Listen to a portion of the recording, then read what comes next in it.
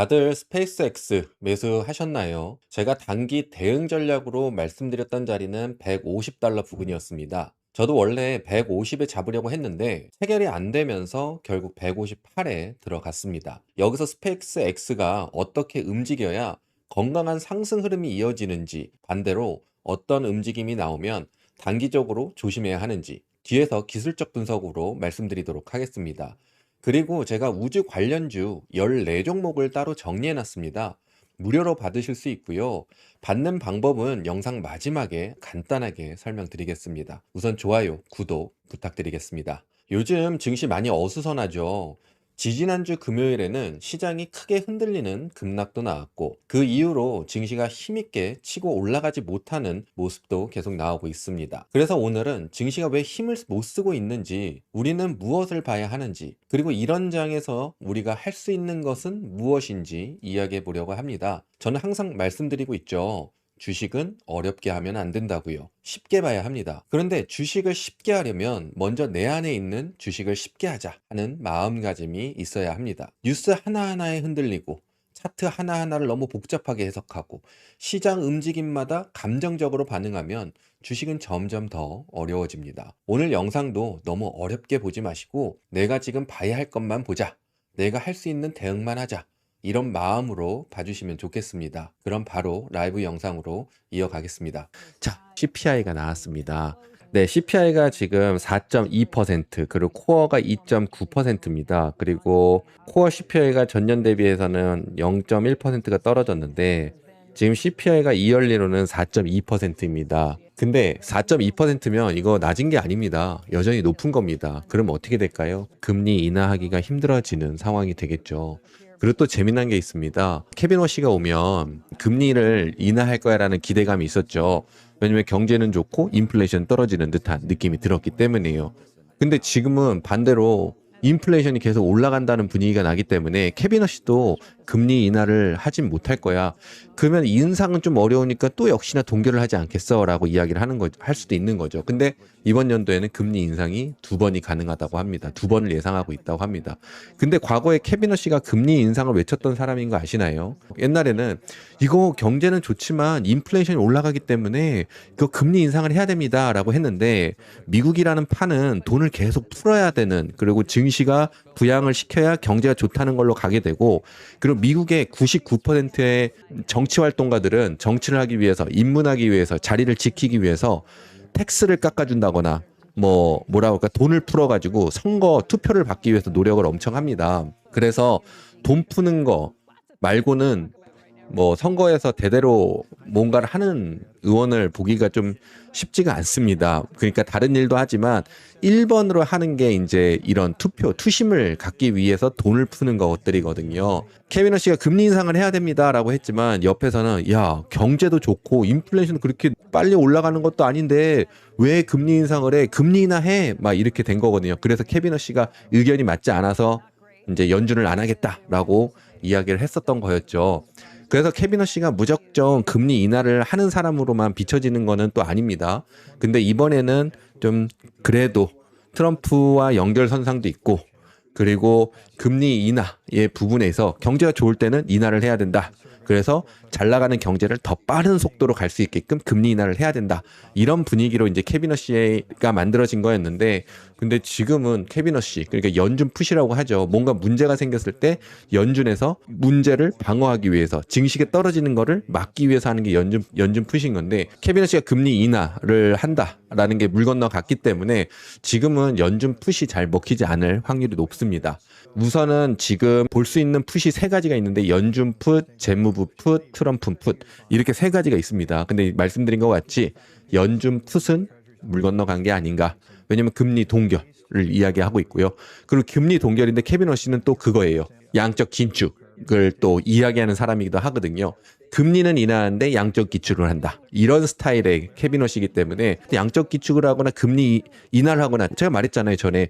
연준에 어떤 사람이 오더라도 경제가 그 사람의 계획을 만드는 거지 계획을 만들어 놓고 경제가 따라오게 하는 건 아니다라고 말씀을 드렸습니다. 워시가 금리 인하를 하는 사람이다라고 해도 경제가 안 따라오거나 인플레이션이 늘어나고 하면은 당연히 금리 인하를 못 하는 거잖아요. 근데 워시니까 무조건 할 거야라고 생각하는 자체가 우리는 아니라고 이야기를 먼저 했었었죠. 케빈 워시가 금리 인하를 예친다고 해도 상황적으로 안 되면 못 하는 겁니다. 그래서 연준 풋은 물 건너갔다는 이야기들이 있습니다. 그럼 두 번째는 재무부 풋입니다. 재무부에서 할 수 있는 건 하나밖에 없습니다. 채권을 계속 매입하고 몇 가지가 있는데 지금 계속 채권 매입을 하고 있습니다. 채권 매입을 하고 있는데 채권 매입을 해서 이제 채권 가격을 좀 내리겠다. 뭐 이런 취지인 부분이 있는데요.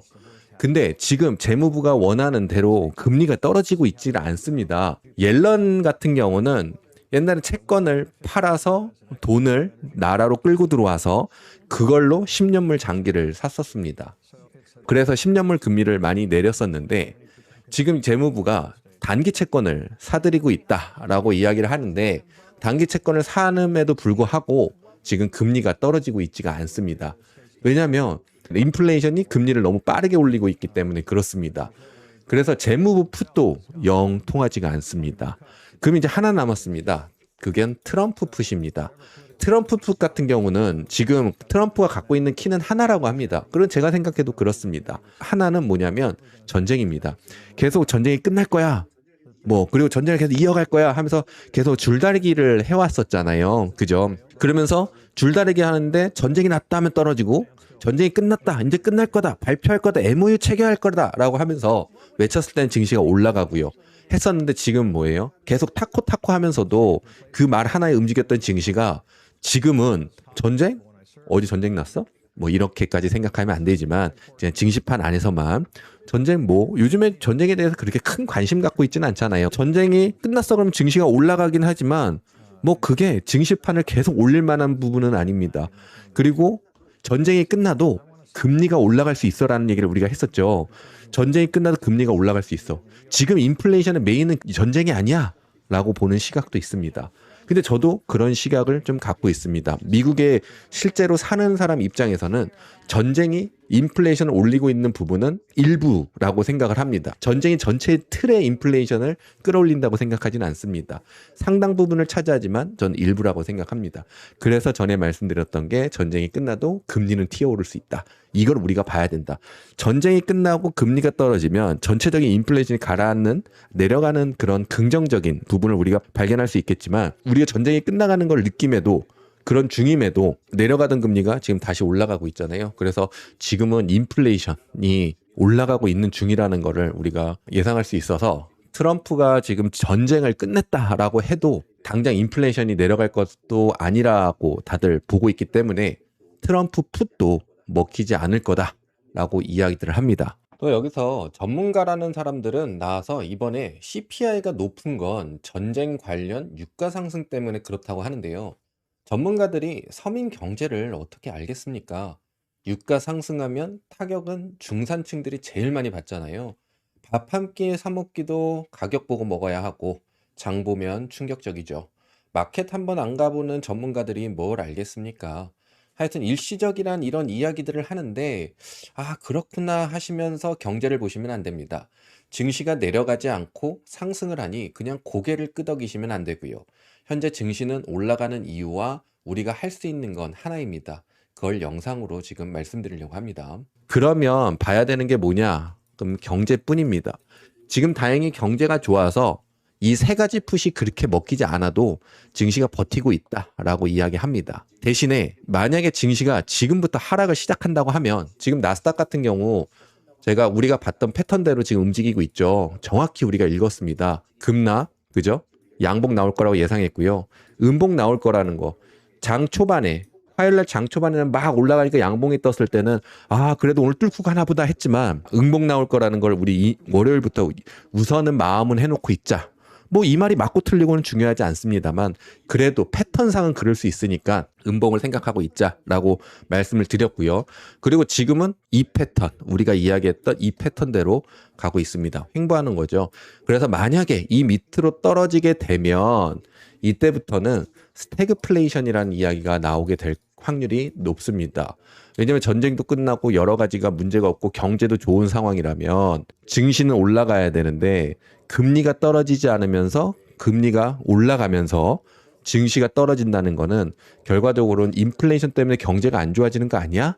라고 해석될 수밖에 없다고 보이거든요. 그리고 또 스태그플레이션이 일어나면 금리 인상을 할 수도 뭐하고 인하를 하기도 뭐한 첫 번째 말씀드린 연준 푸시라는 것도 점점 더 효과를 띠지 못하는 이러지도 못하는 저러지도 못하는 그런 상황에 맞닥뜨리게 돼버리기 때문에 말 그대로 무능력한 연준이 될 수가 있는 상황입니다. 그리고 재무부도 계속 채권을 매입할 수도 없습니다. 그래서 재무부도 그렇게 지금으로서 뭔가 능력을 발휘할 수 있는 부분이 아니거든요. 그럼 여기서 우리는 뭘 봐야 되냐라는 거 맨날 뭐 뉴스 보면서 판단하고 그럴 순 없잖아요.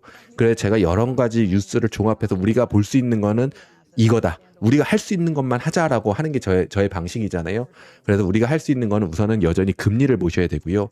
지금은 증시가 올라갈 걸 찾기보다는 증시가 그냥 올라가서 증시가 올라갈 명분이 뒤따라오는 그런 증시가 만들어야 되지 않나라고 생각이 드는 바입니다. 왜냐하면 지금은 증시를 올릴 만한 거는 하나라고 많이들 말합니다. 실적이 따라오고 있다. 근데 실적이 따라와도 금리가 많이 올라가고 스태그플레이션, 앞으로 경기 둔화가 될 거야라는 미래를 끌고 온다고 그러면 실적은 내려갈 거야라는 걸 판단되기 때문에 결국적으로 지금 당장 좋은 실적은 중요한 부분이 아닐 수도 있습니다. 그래서 지금 우리가 할 수 있는 거는 아까 말씀드린 대로 금리를 보시고 증시가 끌어올라가고 뉴스가 뒤따라오는 올라가는 이유에 대해서 코걸이 기걸이하는 뉴스가 따라오는 그런 장세가 만들어져야 됩니다. 그렇게 되면 증시가 올라가니까 미국 경제 괜찮아라고 이야기를 할 거고요.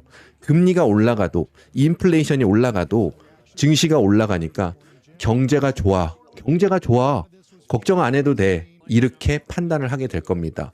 제가 옛날부터 말씀드린 게 인플레이션이 올라가도 경제가 따라오면 증시는 올라간다고 말씀드렸어요. 증시도 인플레이션 때문에 같이 밸류에이션이 올라가는 거기 때문에 상승하는 겁니다. 그래서 인플레이션은 경제가 따라오면 된다는 그런 부분이 있기 때문에 지금은 증시가 올라가서 경제가 좋다는 거를 이야기해 준다고 하면 아마 홑 뉴스들은 계속 따라올 것이고 추가적으로 상승하는 모습을 볼 수 있을 건데, 근데 만약에 여기서 내려가게 된다면 저로서는 우선은 스태그플레이션에 대한 걱정이 많이 나오면서 한동안은 좀 상승하는 모습을 좀 보기 쉽지 않지 않을까라는 생각이 들고, 그렇다고 해서 폭락을 한다거나 그런 뜻은 아니고요.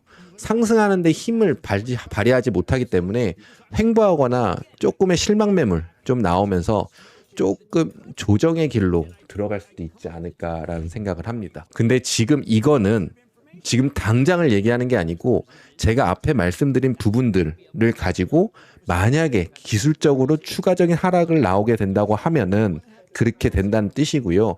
만약에 증시를 머리끄댕이 잡고 올라간다고 하면 제가 말한 대로 조정이라는 건 없을 겁니다. 저는 기술적 분석으로 증시를 보기 때문에 우선 아래쪽으로 해서 이 패턴대로 움직이지 않고요. 이 아래쪽으로 내려오지만 않는다고 하면 우선 조정하고는 멀어진다라고 생각하고 기준을 가보시면 되겠고요. 그리고 만약에 떨어지게 되면 이거 지금은 조심 좀 해야 되겠구나라는 생각을 하게 되는 자리입니다. 그리고 이번에 FMC에서 금리 인하를 할 거라는 이야기가 나온 것도 있었습니다. 근데 지금부터 여러분들 금리 인하 생각하시는 분 계신가요? 금리 인상은 아니라도 금리 동결 아닐까라는 생각이 좀 드는 바입니다. 그래서 주식은 미래에 있는 부분을 끌고 와서 보는 건데, 지금 미래는 금리 동결 그리고 두 번의 금리 인상을 예상하고 있고요. 연준 풋도 먹히지 않고 재무부 풋도 먹히지 않고 트럼프 풋도 먹히지 않을 수 있는 상황이기 때문에 지금은 정신을 똑바로 차리고 멘탈을 잡고 주식을 봐야 하겠습니다. 제가 너무 공포로 미는 건 아닙니다. 지금은 그냥 있는 그대로 이런 상황이니, 우리 증시가 머리끄댕이 잡고 올라가는 거 많이 보셨잖아요. 그쵸? 우린 경험했잖아요. 호재가 없는데도 올라갈 수 있다는 거 아시잖아요. 그런 게 있기 때문에 무조건 이제 망했구나라고만 보실 필요 없고요. 지금 증시의 기준 잡고 여기 밑으로만 내려가지만 않는다면 괜찮다라고 멘탈 잡고 가시면 되겠습니다. 다음은 스펙스 X, 저의 대응 전략입니다. 멤버십에서는 상장 전부터 150을 이야기를 했었어서 150에 잡으신 분들도 계시고 구독자분들도 계실 텐데요. 단타 중기 투자자분들과 장기 투자자분들의 전략은 달라서 저는 모든 분들이 봐야 하는 기준을 세워드리도록 하겠습니다. 주가 흐름상은 176, 180까지 저항벽으로 예상하고 있고요. 넘게 되면 200도 볼 수 있을 것으로 보고 있습니다. IPO를 하면 상장가가 중요합니다. 상장가가 135인데요. 상장가 밑에서 맴돌게 되면 100까지 볼 수가 있을 겁니다. 근데 주식은 박스로 움직인다고 말씀드렸죠. 박스는 80까지 열립니다. 단기적으로 135 밑으로 내려가지 않는 것만 확인하시면 되고요. 다음 단계는 진행 상황 보고 말씀드리도록 하겠습니다. 100달러, 80달러도 기억해 놓으시고요. 앞에서 말씀드린 우주 관련 종목 정리 자료를 받는 방법을 알려드리겠습니다. 이 자료는 무료로 보내드리고 있습니다. 대신 자료를 정리하는 데 시간이 꽤 걸렸기 때문에 영상 구독과 좋아요 부탁드리고요.